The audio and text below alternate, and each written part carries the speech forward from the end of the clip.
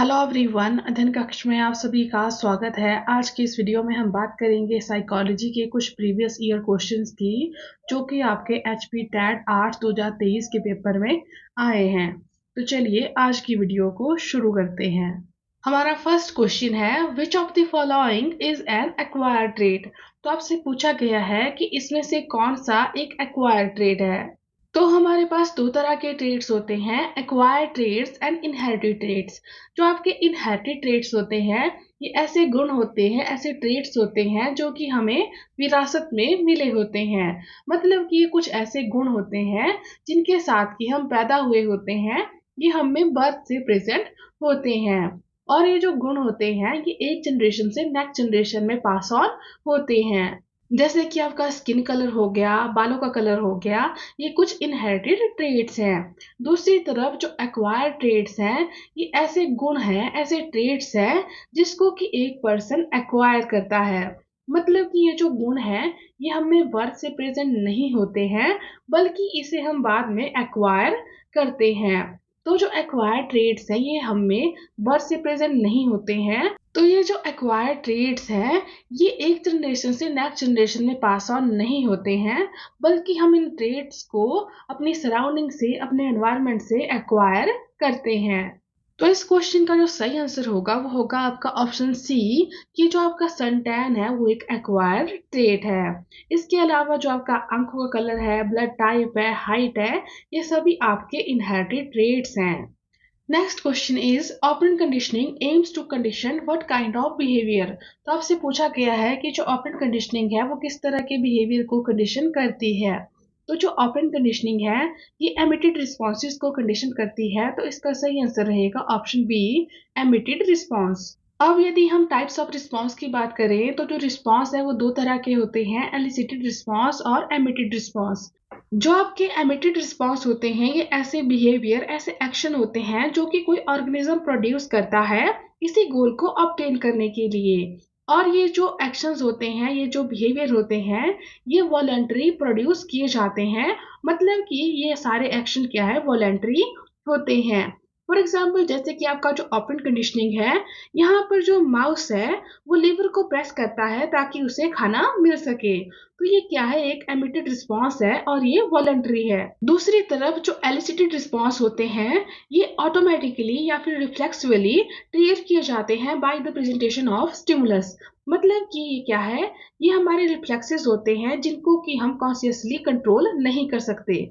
For example, जैसे कि जो क्लासिकल कंडीशनिंग है, यहाँ पर जो डॉग है वो फूड को देखकर अपनी स्लाइवेशन को कंट्रोल नहीं कर सकता है। तो ये क्या है, एक एलिसिटेड रिस्पॉन्स है। मतलब कि ये क्या है, वॉलंटरी नहीं होते हैं और इनको हम कंट्रोल नहीं कर सकते हैं। तो आई होप कि आपको ये क्लियर हो गया होगा कि एलिसिटेड रिस्पॉन्स कौन से होते हैं और एमिटेड रिस्पॉन्स कौन से होते हैं। आपको बस इतना याद रखना है कि जो एमिटेड रिस्पॉन्स है वो ऐसे रिस्पॉन्स है, ऐसे एक्शन है, ऐसे बिहेवियर हैं जो कि एक ऑर्गेनिज्म प्रोड्यूस करता है किसी गोल को ऑब्टेन करने के लिए। और ये क्या है, वॉलंटरी होते हैं, जिससे कि आपके ऑपरेंट कंडीशनिंग में है। और जो आपके एलिसिटेड रिस्पॉन्स हैं, ये आपके रिफ्लेक्सेस होते हैं जिनको कि ऑर्गेनिज्म कंट्रोल नहीं कर सकता है। मतलब कि कॉन्शियसली उनको कंट्रोल नहीं कर सकता है। जैसे कि आपका क्लासिकल कंडीशनिंग में है, जहाँ की डॉग फूड को देखकर अपनी स्लाइवेशन को कंट्रोल नहीं कर सकता है। Next question is, the nature-nurture debate in educational psychology refers to। तो हम बहुत बार बात कर चुके हैं कि जो नेचर नर्चर डिबेट है, क्या आपकी हेरिडिटी और एनवायरमेंटल फैक्टर्स में है। तो इसका सही आंसर रहेगा option A, influence of genetics versus environmental factor on learning. इसी के साथ यदि आपसे पूछा जाए कि नेचर नर्चर डिबेट में जो नेचर है वो क्या रिप्रेजेंट करता है, तो जो नेचर है वो रिप्रेजेंट करता है आपका हेरिडिटी को, जेनेटिक्स को। और जो आपका नर्चर है ये रिप्रेजेंट करता है आपका एनवायरनमेंट को, एनवायरमेंटल फैक्टर को। Next question is, which theory suggest that learning occurs through observation and imitation. तो आपको बताना है कि कौन सी थ्योरी ये कहती है कि जो लर्निंग है वो ऑब्जर्वेशन और इमिटेशन के थ्रू होती है। तो ये आपकी सोशल लर्निंग थ्योरी कहती है कि जो आपकी लर्निंग है वो ऑब्जर्वेशन और इमिटेशन के थ्रू होती है। तो इसका सही आंसर रहेगा option B, social learning theory. इसी के साथ जो आपकी सोशल लर्निंग थ्योरी है, ये किसके द्वारा दी गई है? ये दी गई है अल्बर्ट बंडूरा के द्वारा। तो इस पॉइंट को भी आप याद रख लीजिएगा। Next question is degree of consciousness about thinking, feeling and action is। तो पूछा गया है कि जो thinking, feelings और actions के बारे में जो degree of consciousness है, इसको हम क्या कहते हैं? तो इस चीज को हम कहते हैं self awareness। तो इसका सही आंसर रहेगा ऑप्शन ए। तो आपको याद रखना है कि जो थिंकिंग है, फीलिंग है, एक्शंस हैं, इनके बारे में हम किस हद तक अवेयर हैं, इस चीज को हम क्या कहते हैं? इस चीज को हम सेल्फ अवेयरनेस कहते हैं। तो इसका सही आंसर रहेगा option A, self awareness. Next question is theory of cognitive development is given by. तो पूछा गया है कि जो कोग्निटिव डेवलपमेंट की थ्योरी है वो किसके द्वारा दी गई है? तो जो कोग्निटिव डेवलपमेंट की थ्योरी है ये दी गई है जीन पियाजे के द्वारा। तो इसका सही आंसर है ऑप्शन बी, जीन पियाजे। अब यदि हम यहाँ पर दिए गए और ऑप्शंस की बात करें तो जो एरिक्सन है, इन्होंने साइको सोशल डेवलपमेंट की थ्योरी दी है और इन्होंने एक आइडेंटिटी क्राइसिस टर्म दी है जिसके लिए बहुत ज्यादा जाने जाते हैं। इसके बाद जो आपके कोहलबर्ग हैं, इन्होंने थ्योरी ऑफ मॉरल डेवलपमेंट दी है और जो फ्रॉइड है, इन्होंने साइकोएनालिटिक थ्योरी ऑफ पर्सनैलिटी दी है। और जो फ्रॉइड है, इन्हें फादर ऑफ साइको एनालिसिस भी कहा जाता है। तो आपको ये सारे पॉइंट नोट डाउन कर लेने हैं, एग्जाम पॉइंट ऑफ व्यू से ये काफी इंपॉर्टेंट है। Next question is two factor theory of intelligence is given by. तो पूछा गया है कि जो इंटेलिजेंस की टू फैक्टर थ्योरी है वो किसके द्वारा दी गई है? तो हम सभी जानते हैं कि जो टू फैक्टर थ्योरी है ये दी गई है स्पीयरमैन के द्वारा। तो इसका सही आंसर रहेगा ऑप्शन डी। जो आपके स्पीयरमैन है, इन्होंने टू फैक्टर थ्योरी दी है और इन्होंने कहा कि इंटेलिजेंस में टू फैक्टर होते हैं, जनरल फैक्टर और स्पेसिफिक फैक्टर। तो यदि एग्जाम में जनरल फैक्टर और स्पेसिफिक फैक्टर के बारे में क्वेश्चन आए तो आपको याद रखना है कि आपकी टू फैक्टर थ्योरी है जो कि स्पीयरमैन के द्वारा दी गई है। इसी के साथ जो आपके गिलफोर्ड है, इन्होंने three dimensional model of intelligence दिया है और जो थॉर्नडाइक है, इन्होंने multi factor theory of intelligence दी है और इसके अलावा इन्होंने trial and error theory of learning भी दी है। और जो आपके स्किनर हैं, इन्होंने operant conditioning theory of learning दी है। Next question is what factor refers to an individual's ability to acquire and apply knowledge। तो आपको बताना है कि वो कौन सा फैक्टर है जो कि किसी पर्सन की नॉलेज को एक्वायर करने की और उसे अप्लाई करने की जो क्षमता है उसको रिप्रेजेंट करता है, उसको बताता है। तो जो इंटेलिजेंस है ये किसी व्यक्ति की वो एबिलिटी है जिसके थ्रू वो नॉलेज को एक्वायर करते हैं और अप्लाई कर पाते हैं। तो इसका सही आंसर रहेगा option B, intelligence. Next question is change और stability in mental activities such as learning, attention, memory, language, thinking, reasoning and creativity is. तो यहाँ पे ये जितनी भी चीजें दी गई हैं ये हम जानते हैं कि हमारी कोग्निशन से जुड़ी हुई हैं। तो इसका सही आंसर हो जाएगा option C, cognitive development. Next question is according to Freudian understanding thoughts or motive that a person is currently aware of or is remembering is called as। तो आपसे पूछा गया है कि फ्रॉइडियन अंडरस्टैंडिंग के अनुसार जो थॉट्स हैं और मोटिव हैं जिनसे कि एक पर्सन इस मोमेंट पर अवेयर है और उन्हें याद कर रहा है, उसको हम क्या कहते हैं? तो हम सभी जानते हैं कि इस चीज को हम कहते हैं कॉन्शियसनेस। तो इसका सही आंसर रहेगा ऑप्शन ए, कॉन्शियस। इसी के साथ अब हम बात कर लेते हैं डिवीजन ऑफ माइंड की। तो जो फ्रॉइड है उन्होंने माइंड को 3 पार्ट्स में डिवाइड किया है, कॉन्शियस, प्री कॉन्शियस और अनकॉन्शियस। जो आपका कॉन्शियस माइंड है यहाँ पर वो सारी चीजें होती हैं जिससे कि एक पर्सन इस मोमेंट पर अवेयर होता है, उसके बारे में जागरूक होता है। दूसरी ओर जो आपका प्री कॉन्शियस माइंड है उसमें वो सारे इंफॉर्मेशन, इवेंट्स, थॉट्स, वो सारी चीजें आ जाती है जिससे कि एक पर्सन इस मोमेंट पर अवेयर नहीं होता है, लेकिन यदि उसे जरूरत है तो वो इन चीजों को इजीली याद कर सकता है, उन्हें अपनी कॉन्शियसनेस में ला सकता है।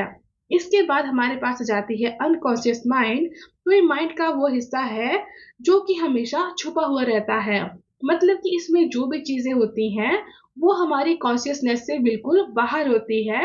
हम उनको कितने भी एफर्ट दें, हम उन्हें कभी कॉन्शियसनेस में नहीं ला सकते हैं। तो आपको याद रखना है कि जिन चीजों से एक पर्सन इस मोमेंट पर अवेयर होता है वो आपकी कॉन्शियसनेस में आती है और ऐसी चीजें जिनसे कि एक पर्सन इस मोमेंट पर अवेयर नहीं है, लेकिन यदि वो थोड़े से एफर्ट दे तो वो उन्हें अपनी कॉन्शियसनेस में ला सकता है। तो इन चीजों को हम कहते हैं प्री कॉन्शियस। और ऐसी चीजें जिनको कि हम कितने भी एफर्ट दें, जिन्हें कि हम अपनी कॉन्शियसनेस में नहीं ला सकते, वो आपके अनकॉन्शियस माइंड में होती हैं। Next question is, which of the following is at the bottom of hierarchical structure of needs presented by Abraham Maslow in his self-actualization theory? तो आपको बताना है कि अब्राहम मैस्लो की जो सेल्फ एक्चुअलाइजेशन की थ्योरी है, वहां पर उन्होंने जो हायरार्किकल स्ट्रक्चर ऑफ नीड्स दिया है, उसमें सबसे बॉटम में कौन सी नीड आती है? तो जो आपकी फिजियोलॉजिकल नीड्स हैं, ये सबसे बॉटम में आती हैं, तो इसका सही आंसर है ऑप्शन डी, फिजियोलॉजिकल नीड्स। तो अब हम बात कर लेते हैं हायरार्की ऑफ नीड्स की, जो कि अब्राहम मैस्लो के द्वारा दी गई है। यहाँ पर सबसे नीचे आ जाती हैं आपकी फिजियोलॉजिकल नीड्स, उसके ऊपर आ जाती हैं आपकी सेफ्टी नीड्स, फिर आ जाती है आपकी लव एंड बिलोंगिंगनेस, उसके ऊपर आ जाता है सेल्फ एस्टीम नीड, और सबसे ऊपर आ जाती है आपकी सेल्फ एक्चुअलाइजेशन नीड। तो आपको याद रखना है कि जो पर्सन होगा वो सबसे पहले अपनी फिजियोलॉजिकल नीड्स को कंप्लीट करेगा, और जब ये कंप्लीट हो जाएगी तो तब पर्सन नेक्स्ट लेवल पर जाएगा। मतलब कि जब तक इंडिविजुअल की निचले लेवल की नीड्स कंप्लीट नहीं होती हैं, तो तब तक इंडिविजुअल नेक्स्ट लेवल के बारे में नहीं सोच सकता, वो नेक्स्ट लेवल पर नहीं जा सकता। तो सबसे पहले उसकी फिजियोलॉजिकल नीड कंप्लीट होगी, और जब ये कंप्लीट हो जाएगी तो फिर वो सेफ्टी नीड पर जाएगा, और जब सेफ्टी नीड कंप्लीट हो जाएगी इसके बाद वो लव एंड बिलोंगिंगनेस पर जाएगा, और जब ये वाली नीड कंप्लीट हो जाएगी तो इसके बाद वो सेल्फ एस्टीम नीड्स पर जाएगा, और उसके बाद वो सेल्फ एक्चुअलाइजेशन नीड्स पर पहुंचेगा। तो आपको ये order as it is learn करना है, क्योंकि एग्जाम में बहुत बार ये क्वेश्चन पूछा जाता है कि आपकी फर्स्ट ऑर्डर नीड क्या है, या फिर हायर ऑर्डर नीड कौन सी है, या फिर आपकी थर्ड ऑर्डर नीड कौन सी है। तो हमारी सबसे निचले लेवल पर आ जाती है फिजियोलॉजिकल नीड्स। तो जो फिजियोलॉजिकल नीड्स हैं, ये बिल्कुल बेसिक नीड्स हैं जो कि किसी इंडिविजुअल के सर्वाइवल के लिए ज़रूरी हैं। जैसे कि हवा, पानी, खाना, कपड़े, मकान, ये आपकी फिजियोलॉजिकल नीड्स में आती है। जब उसकी ये नीड कंप्लीट हो जाती है तो इसके बाद आ जाती है सेफ्टी नीड। जो आपकी सेफ्टी नीड है, इसमें आपकी फाइनेंशियल सिक्योरिटी, जॉब, एम्प्लॉयमेंट, ये सारी इसमें आ जाती हैं। इसके बाद इंडिविजुअल नेक्स्ट लेवल पर जाता है, जो है उसका लव एंड बिलोंगिंगनेस। तो जो फ्रेंडशिप है, फैमिली है, इंटीमेट रिलेशंस हैं, ये आपके लव एंड बिलोंगिंगनेस में आते हैं। जब इंडिविजुअल की ये वाली नीड कंप्लीट हो जाती है तो फिर वो सेल्फ एस्टीम नीड्स पर पहुंचता है। तो यहाँ पर जो इंडिविजुअल है उसे रिस्पेक्ट, सम्मान, रिकॉग्निशन, अचीवमेंट चाहिए होती हैं। तो जो अचीवमेंट्स है, सम्मान है, ये आपके एस्टीम नीड्स में आ जाते हैं। इसके बाद जो इंडिविजुअल है वो सेल्फ एक्चुअलाइजेशन पर पहुंचता है, और यहाँ पर जो इंडिविजुअल है वो अपने पूरे पोटेंशियल को हार्नेस करना चाहता है। वो जानना चाहता है कि उसका पूरा पोटेंशियल क्या है। तो आपको ये जो ऑर्डर है आपको ऐसे ही लर्न करना है कि सबसे नीचे फिजियोलॉजिकल नीड्स, फिर आपकी सेफ्टी नीड्स, फिर आपकी लव एंड बिलोंगिंगनेस, उसके बाद आपकी सेल्फ एस्टीम नीड्स, और सबसे ऊपर आपकी सेल्फ एक्चुअलाइजेशन नीड्स आती हैं। Next question is, dash is a mental structure that helps us to understand and interpret new information. तो आपको बताना है कि वो कौन सा मेंटल स्ट्रक्चर है जो कि हमें नई इंफॉर्मेशन को समझने में और उसे इंटरप्रेट करने में हेल्प करता है। तो जो स्कीमा है, ये हमें नई इंफॉर्मेशन को समझने में और उसे इंटरप्रेट करने में हेल्प करता है। तो इसका सही आंसर होगा ऑप्शन ए, स्कीमा। जो स्कीमा है, ये पैटर्न ऑफ बिहेवियर होते हैं जो कि बच्चों को और अडल्ट को किसी भी ऑब्जेक्ट के साथ डील करने में हेल्प करते हैं। ये हमें प्रॉब्लम सॉल्विंग में और कॉन्सेप्ट को लर्न करने में हेल्प करते हैं। तो आपको याद रखना है कि जो स्कीमा है ये हमें किसी भी नई इंफॉर्मेशन को समझने में और उसे इंटरप्रेट करने में हेल्प करता है। यदि हम बात करें एसिमुलेशन की, तो जो एसिमुलेशन का है इसका मतलब होता है ऐड करना, ठीक है। तो जो ऑलरेडी स्कीम होगी, जब भी हम वहां पर कोई चीज ऐड करेंगे, नई इंफॉर्मेशन को ऐड करेंगे, तो उस चीज को हम क्या कहते हैं, उस चीज को हम एसिमुलेशन कहते हैं। नेक्स्ट यदि हम बात करें अकोमोडेशन की, तो जो अकोमोडेशन है इसका मतलब होता है कि जो मौजूद स्कीमा है उसको एडजस्ट करना, मॉडिफाई करना या फिर मैनिपुलेट करना। तो जब भी हम एग्जिस्टिंग स्कीमा को नए ऑब्जेक्ट के बेस पर उसे मॉडिफाई करते हैं, एडजस्ट करते हैं, तो उस चीज को हम अकोमोडेशन कहते हैं। लास्ट में हमारे पास आ जाता है इक्विलिब्रियम। जो इक्विलिब्रियम है, यहाँ पर हम क्या करते हैं कि जो नई स्कीम होती है और जो पुरानी स्कीम होती है उन दोनों के बीच में एक बैलेंस लाते हैं, इक्विलिब्रियम लाते हैं। तो आपको याद रखना है कि जो स्कीमा है वो एक पैटर्न ऑफ बिहेवियर है, और जब भी हम उस स्कीमा में नई इन्फॉर्मेशन को ऐड करते हैं उस चीज़ को हम एसिमिलेशन बोलते हैं, और जब भी हम एग्जिस्टिंग स्कीमा को मॉडिफाई करते हैं, उसको एडजस्ट करते हैं, तो उसको हम अकोमोडेशन कहते हैं। और नए और पुराने स्कीमा में जब हम बैलेंस लाते हैं तो उस चीज़ को हम इक्विलिब्रियम कहते हैं। इसी के साथ आपको पता होना चाहिए कि ये जो 4 की कॉन्सेप्ट हैं किसके द्वारा दिए गए हैं, ये आपके जीन पियाजे के द्वारा दिए गए हैं। Next question is punishment is, तो पूछा गया है कि पनिशमेंट क्या है। तो हम ऑलरेडी इसके बारे में पहले भी बात कर चुके हैं कि जो पनिशमेंट है वो रीइंफोर्समेंट से अलग होती है। तो इसका सही आंसर हो जाएगा ऑप्शन सी, नॉट अ रीइंफोर्सर, कि जो आपकी पनिशमेंट है ये कोई रीइंफोर्सर नहीं है। क्योंकि एक तरफ जो आपके रीइंफोर्सर है ये आपके बिहेवियर को स्ट्रेंथन करते हैं, मतलब कि जो बॉन्ड होगा उसको वो स्ट्रेंथन करेंगे। लेकिन जो आपकी पनिशमेंट होती है वो क्या करती है, बिहेवियर को वीक करती है, मतलब कि हमें किसी चीज को करने से रोकती है, स्टॉप करती है। तो आपको याद रखना है कि जो पनिशमेंट है वो रीइंफोर्समेंट से अलग होती है।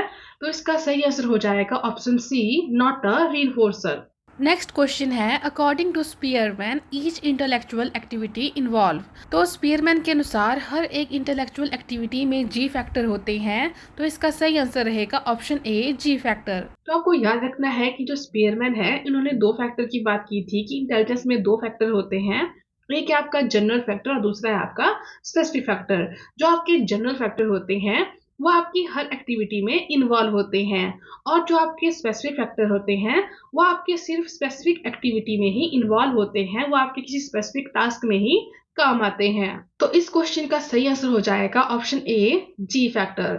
Next question is adjustment is related to, तो आपको बताना है कि जो एडजस्टमेंट है वो इनमें से किसके साथ जुड़ी हुई है। तो यदि हम बात करें कि एडजस्टमेंट क्या होती है, तो ये किसी इंडिविजुअल की एबिलिटी है कि कैसे वो अपने एनवायरनमेंट के साथ डील करता है, कैसे वो एनवायरनमेंट की डिमांड्स को और उसके चैलेंजेस को वो पूरा करता है।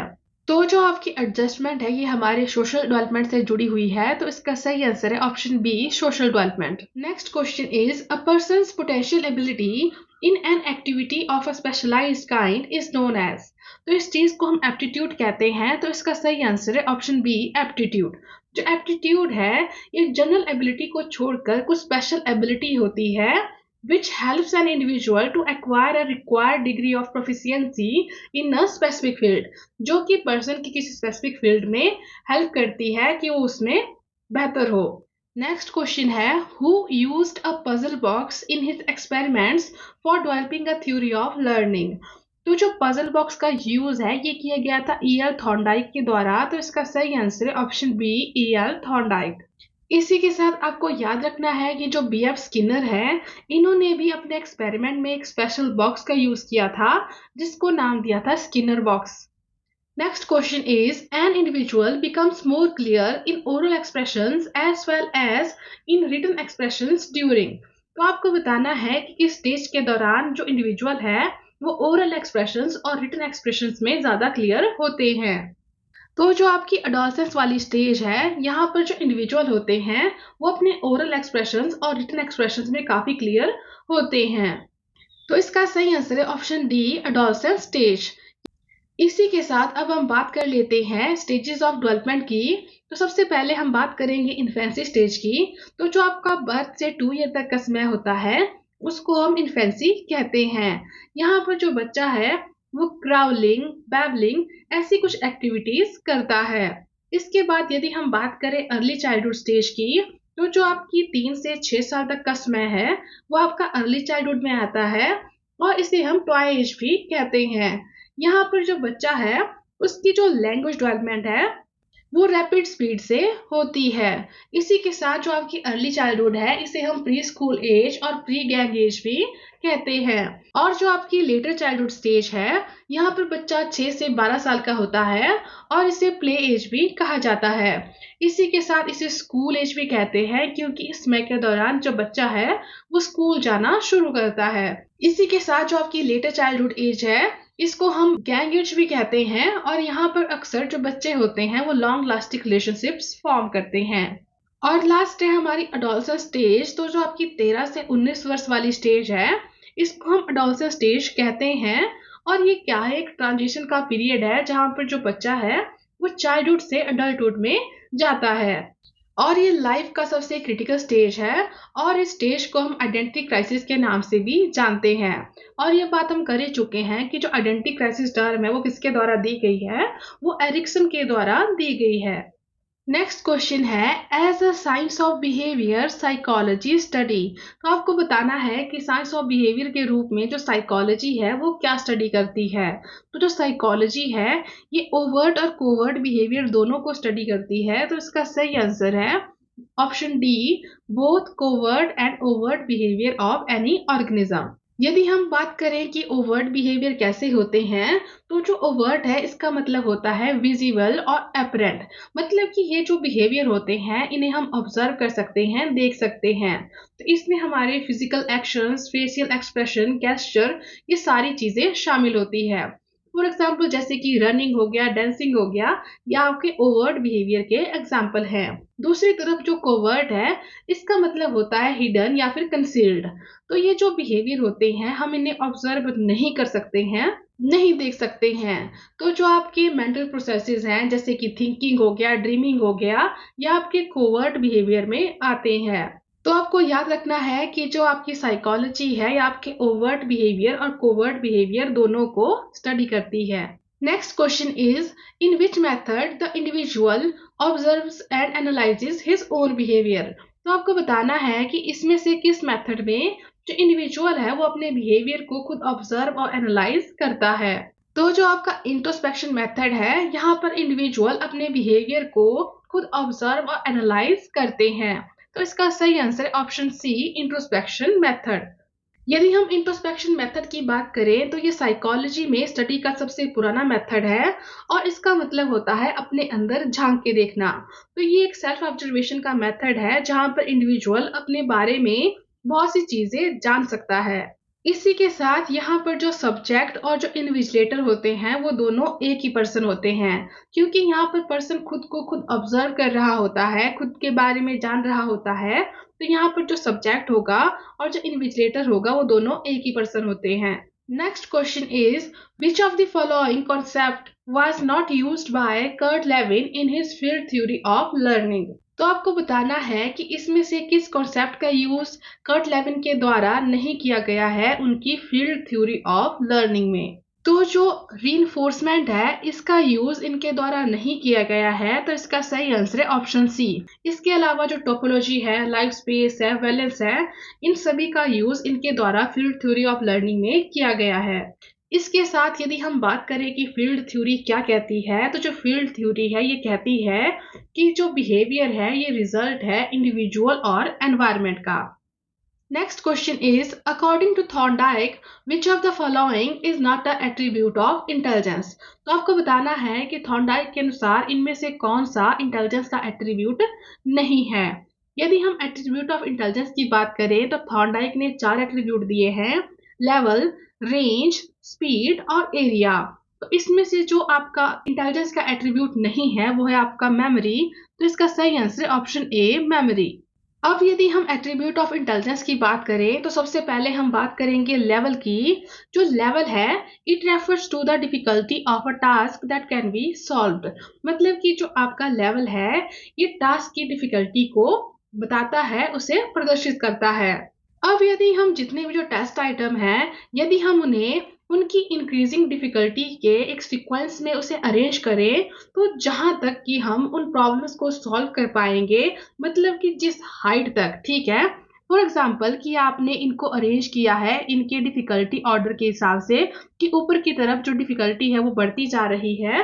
तो जहां तक इंडिविजुअल इन क्वेश्चंस को सॉल्व कर पाएगा, इन टेस्ट आइटम को वो सॉल्व कर पाएगा, तो उसका जो इंटेलिजेंस का लेवल होगा वो उतना होगा। नेक्स्ट अब हम बात करेंगे रेंज की। So range refers to the number of task at any given degree of a difficulty that we can solve. तो जो रेंज है ये किसी डिफिकल्टी लेवल पर नंबर ऑफ टास्क को बताती है जिन्हें कि हम सॉल्व कर सकते हैं। नेक्स्ट हमारे पास है area. So area refers to the total number of situations at each level to which the individual is able to respond. तो जो एरिया है ये हर एक लेवल पे टोटल नंबर ऑफ सिचुएशंस को प्रदर्शित करता है बताता है जिनको कि एक इंडिविजुअल रिस्पॉन्ड कर सकता है। लास्ट है आपका speed. So speed is the rapidity with which an individual can respond to the item. मतलब कि किसी टेस्ट आइटम को कितना जल्दी कोई इंडिविजुअल रिस्पॉन्ड करता है, कितनी रैपिडली उसको रिस्पॉन्ड करता है, इस चीज को हम स्पीड कहते हैं। तो आई होप कि आपको ये चारों एट्रीब्यूट क्लियर हो गए होंगे।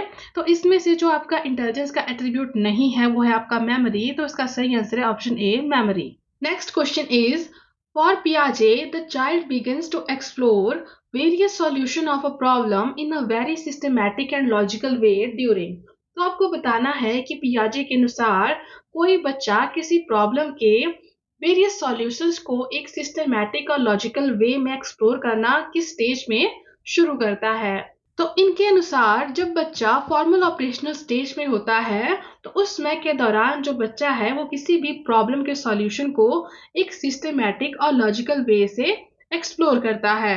क्योंकि इस समय के दौरान जो बच्चा होता है वो एब्स्ट्रैक्ट चीज़ों के बारे में सोच सकता है, उनके बारे में अच्छे से समझ पाता है और जो हाइपोथेटिकल आइडियाज होते हैं उनके बारे में सोचता है, जिस वजह से उसके पास किसी भी प्रॉब्लम के बहुत सारे सॉल्यूशंस होते हैं। तो जो आपकी फॉर्मल ऑपरेशन स्टेज है यहाँ पर बच्चा किसी प्रॉब्लम के बारे में एक सिस्टमैटिक और लॉजिकल वे से सोचता है, उसके सॉल्यूशंस को वो एक्सप्लोर करता है। तो इस क्वेश्चन का सही आंसर होगा option D, formal operational stage. Next question is, Bhatia's battery of performance test of intelligence consist of. तो आपको बताना है कि जो Bhatia's battery of performance test of intelligence है इसमें कितने सब टेस्ट हैं। तो जो आपका है Bhatia's battery of performance test है इसमें आपके 5 सब टेस्ट हैं, तो इसका सही आंसर ऑप्शन सी, 5 सब टेस्ट। यदि हम बात करें कि इसमें कौन कौन से सब टेस्ट आते हैं तो इसमें Kohs block design test, Alexander passalong test, pattern drawing test, immediate memory test और पिक्चर कंस्ट्रक्शन टेस्ट आते हैं। Next question is, the retrieval of what has been stored in memory is called. तो पूछ रहे हैं कि आपकी मेमोरी में जो भी स्टोर होता है तो जब आप उसको रिट्रीव करते हो तो उस चीज को हम क्या कहते हैं। तो इस चीज को हम कहते हैं रिकॉल, तो इसका सही आंसर होगा option A, recall. Next question is, who stated that an individual is intelligent in proportion that he is able to carry abstract thinking। तो ये वाली जो स्टेटमेंट है ये दी गई है टर्मन के द्वारा, तो इसका सही आंसर है option B, Terman. Next question is, who use the term mental age for the first time. तो आपको बताना है कि इनमें से किसने जो मेंटल एज टर्म है वो सबसे पहले यूज की है। तो ये की है बिने ने, तो इसका सही आंसर ऑप्शन ए, बिने। और इसी के साथ जो पहला इंटेलिजेंस टेस्ट है वो भी किसके द्वारा बनाया गया है, वो भी अल्फ्रेड बिने के द्वारा बनाया गया है और इसलिए इन्हें फादर ऑफ इंटेलिजेंस टेस्ट भी कहते हैं। यदि हम यहाँ पर दिए गए और ऑप्शंस की बात करें तो जो स्पीयरमैन है इन्होंने 2 फैक्टर थ्योरी दी है और जो वेक्सलर है इन्होंने 3 इंटेलिजेंस टेस्ट दिए हैं, जो है आपके WISC यानी Wechsler intelligence scale for children और WAIS यानी वेक्सलर अडल्ट इंटेलिजेंस स्केल और WPPSI यानी Wechsler pre primary scale of intelligence. और जो रावेन है इन्होंने रावेन्स प्रोग्रेसिव मैट्रिसेस जो इंटेलिजेंस टेस्ट है इन्होंने ये टेस्ट डेवलप किया है। Next question is, the occupations like electrician, mechanic, machine operator require. तो आपको बताना है कि जो इलेक्ट्रीशियन, मैकेनिक, मशीन ऑपरेटर जैसी ऑक्यूपेशंस होती है इनके लिए किस चीज़ की ज़रूरत होती है। तो इनके लिए मोटर स्किल्स की ज़रूरत होती है, तो इसका सही आंसर है option C, motor skills. Next question is, who said learning is the acquisition of habits, knowledge and attitude. तो आपको बताना है कि जो स्टेटमेंट है learning is the acquisition of habit, knowledge and attitude ये किसके द्वारा दी गई है। तो ये दी गई है क्रो एंड क्रो के द्वारा, तो इसका सही आंसर है option B, crow and crow. Next question is, the simplest form of thinking is. तो आपको बताना है कि इसमें से कौन सी थिंकिंग की सबसे सिंपलेस्ट फॉर्म है। तो जो आपकी कॉन्क्रीट थिंकिंग है या आपकी थिंकिंग की सबसे सिंपलेस्ट फॉर्म है, तो इसका सही आंसर है option D, concrete thinking. Next question है, the structure of intellect model developed by Guilford provide. तो पूछा गया है कि गिलफोर्ड ने जो स्ट्रक्चर ऑफ इंटेलेक्ट मॉडल दिया है उसमें कितने फैक्टर्स ऑफ इंटेलिजेंस है। तो आपको याद रखना है कि जब इस मॉडल को पब्लिश किया गया था तो ओरिजिनली इसमें 120 कंपोनेंट थे, जो कि बाद में एक्सपेंड होके 150 बन गए। और बाद में जब इसमें मेमोरी फंक्शन की एक सेपरेट कैटेगरी को क्रिएट किया गया, तो जो टोटल कंपोनेंट थे वो 180 बन गए। तो आपने अपने क्वेश्चन और ऑप्शंस के हिसाब से इसमें टिक करना है। तो यहाँ पर इसका सही आंसर होगा option C, 150 factors of intelligence. आज की वीडियो में से आपके लिए क्वेश्चन रहेगा, the term identity crisis was coined by. तो आपको बताना है कि जो आइडेंटिटी क्राइसिस टर्म है वो किसके द्वारा दी गई है। आपके पास ऑप्शन है फ्रॉइड, एरिक्सन, स्किनर और पियाजे। इसी के साथ आज की वीडियो में इतना ही। मिलते हैं नेक्स्ट वीडियो में। Thank you.